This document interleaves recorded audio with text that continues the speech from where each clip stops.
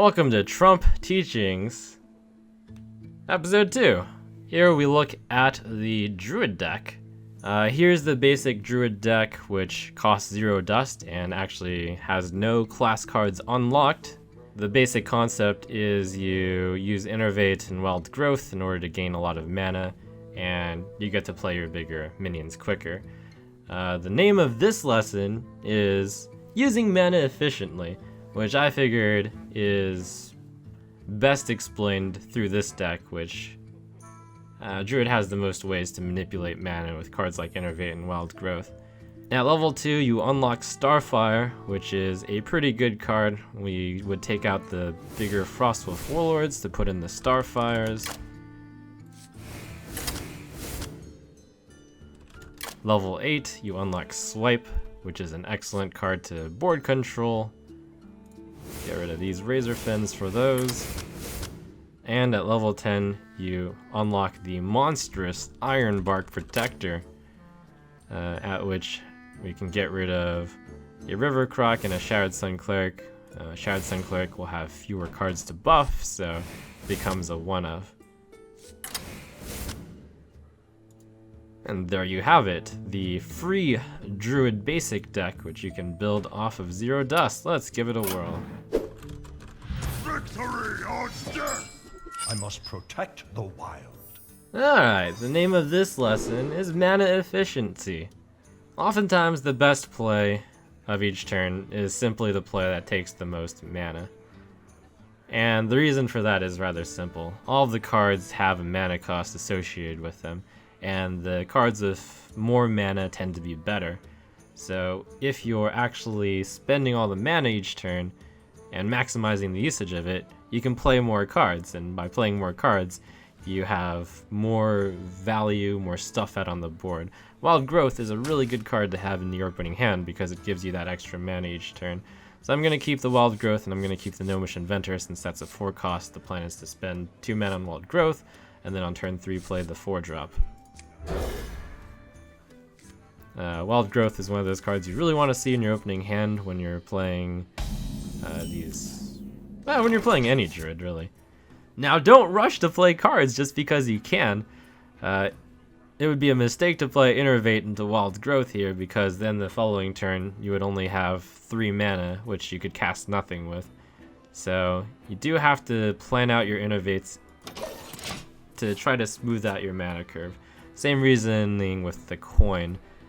Try to look forward and see how you can spend mana effectively each turn.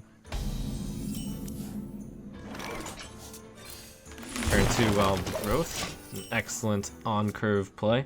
And speaking of on-curve, that's some basic lingo where playing a card on-curve means you're spending all your mana on it. If you've watched the board control basics, you would know that spending Innervate to Starfire his face would be a horrible play, because you would basically be dealing 5 damage to him, but that's mostly irrelevant for this deck. This deck is in it for the board control also.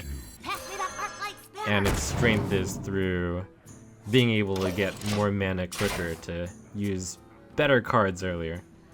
The opponent is smart and played the Fire War Axe and didn't attack my face because he probably intends to use that Fire War Axe to board control.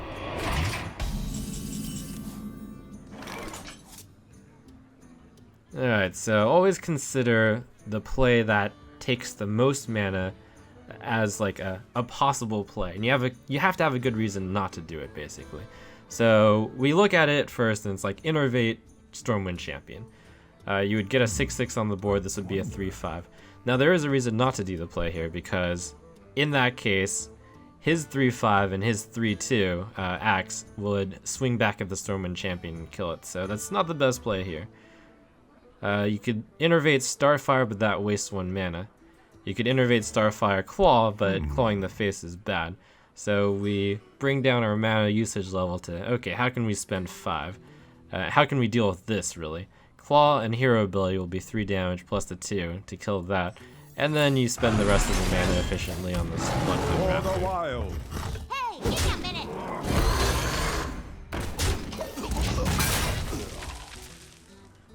That's kind of the general idea of where you should be at with any play.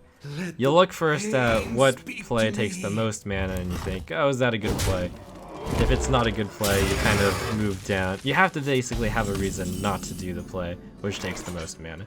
Here, again, you could innervate into Stormwind Champion. It has a slight problem of giving you one more mana than you can spend, so I'd like to find a way to get around that if possible. Starfire is on curve, but dealing 5 damage to that is severe overkill. This particular card wants to be taken out in one shot, otherwise you draw him cards for card advantage, which we'll get to sometime later. So really the plays are either Shattered Sun Cleric plus Bloodfin Raptor, and then you can one-shot that, or you innervate out the Stormwind Champion. I'm going to choose to do the Shattered Sun Bloodfin Raptor. Cleanse the sun well. Keep the innervate for flexibility. Hey, give me a minute. And as always, make sure to board control.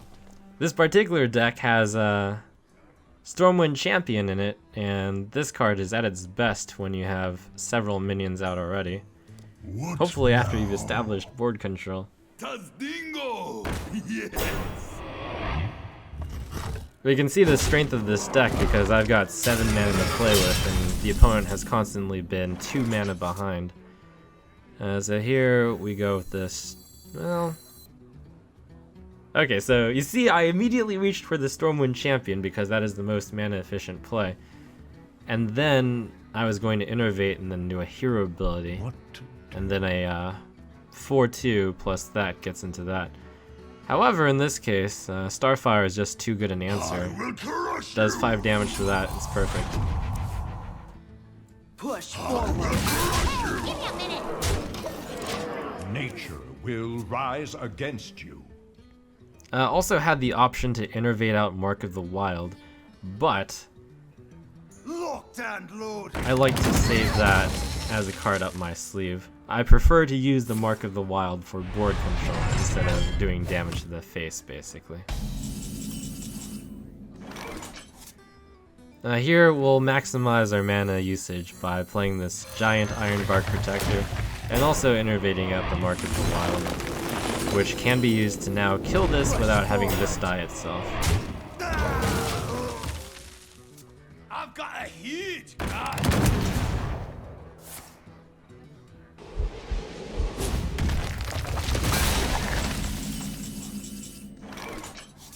So Stormwind Champion is the highest mana play. By playing the Stormwind Champion, your Shattered Sun Cleric dies to the Stormpike Commander though. So the other option is to Starfire this, but that stealing 5 damage is something with 2 health. Neither option seems particularly great. I'm going to go with the move that takes the most mana and gets the 6/6 out. In this case, even though board control is pretty good, hitting the opponent for 6 to the face, especially since this is taunt and this will probably hit this anyways, it's worth it to hit the face there. The gates are open. Alright, Lord of the Arena. Now that is 5 health, perfect target for Starfire.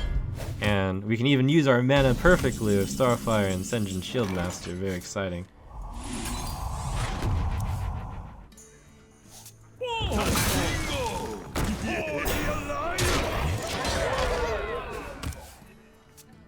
In some ways, a game is played best if you win the game and you've basically used all your cards, because that means you used up all your resources in order to kill your opponent. Whenever you end the game with more cards than that, then that basically means you had a much bigger lead.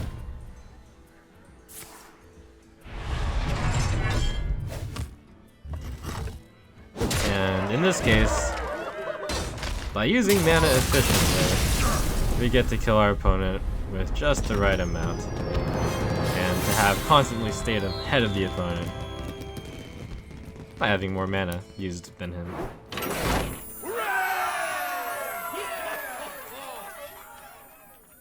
So spend yo mana, because oftentimes the player who spends the most mana will win the game.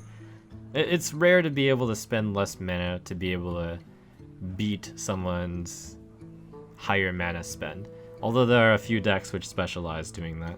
And more than just spending your mana, it's more of a concept of always consider the play that takes the most mana first. And if you can find a play that is better, which spends less mana, then alright, do that one.